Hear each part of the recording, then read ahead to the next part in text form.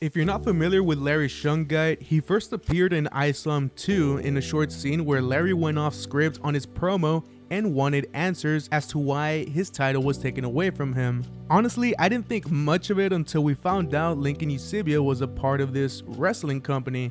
But still, I didn't think we were going to get a story out of the SSWL, much less Larry Shungite.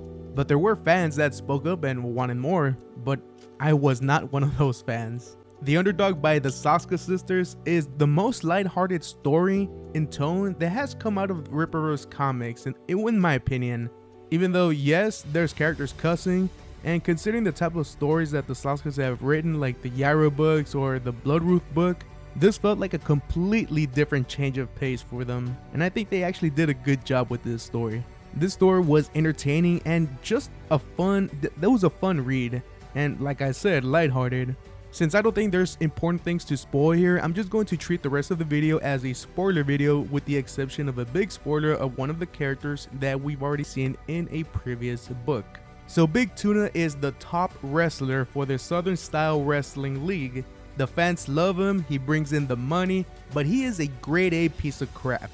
He's reckless, selfish, and he doesn't give a damn if he injures other wrestlers. It's come to the point where no one wants to work with him. And this is where Larry Shungite comes into the picture. After a 2-year hiatus to who knows where, Larry comes back looking huge and wrestles for his father, who runs an indie promotion. He ends up defeating his opponent, and he gets the attention of a scout named Robin, who's looking for someone to take on Tuna at the Season of the Smash pay-per-view for the SSWL. Robin sees something in Larry, and no, not only because she'll be Larry's future love interest, but she sees potential in him, so she brings him into the SSWL training facility, where he meets the bosses, his trainer, and is supposed to train with Tuna, but gets disrespected repeatedly. The big night for Larry arrives. He gets introduced as the Underdog, and even though he doesn't like it, it suits him. The constant disrespect from the boss, his trainer, Tuna, and also the fact that he's essentially a jobber. He's only there for one night, basically just to take the pin. Now this match was a lot of fun to read, and I might be biased because I was a WWE fan growing up. Today I guess I still am, but I just don't watch much. But watching this play out in comic book form in this universe, it really was fun.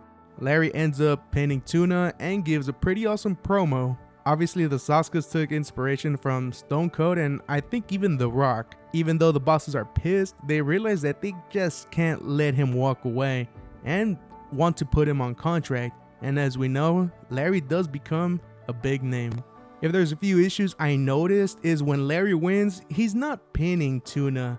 He has Tuna in a chokehold while the ref counts to 3. That's one thing that should have been caught in my opinion. The other thing I'd say is a nitpick where the indie wrestler thanks his ma for the nice introduction instead of thanking his pa. Like I said, that's just a nitpick.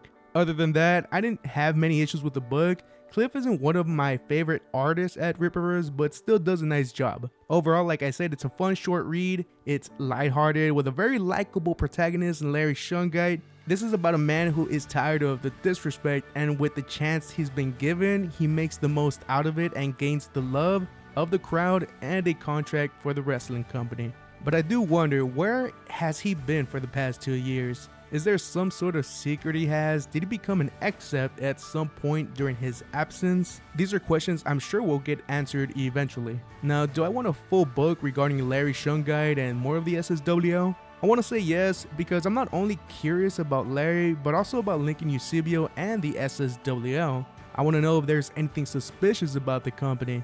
I wonder if the SSWL is simply just something that's a part of the Rippaverse universe. Maybe it's just its own thing where accepts are not even a factor. Right now I am open to a book, but if we can flesh out Larry's character, maybe even the supporting characters as well, like his father and Robin and the SSWL in other books, I think I'd like to see that first. So I'll go ahead and end the video there, but do let me know in the comment section, what did you guys think of this short story? Was it your favorite story in the Saints and Sinners book?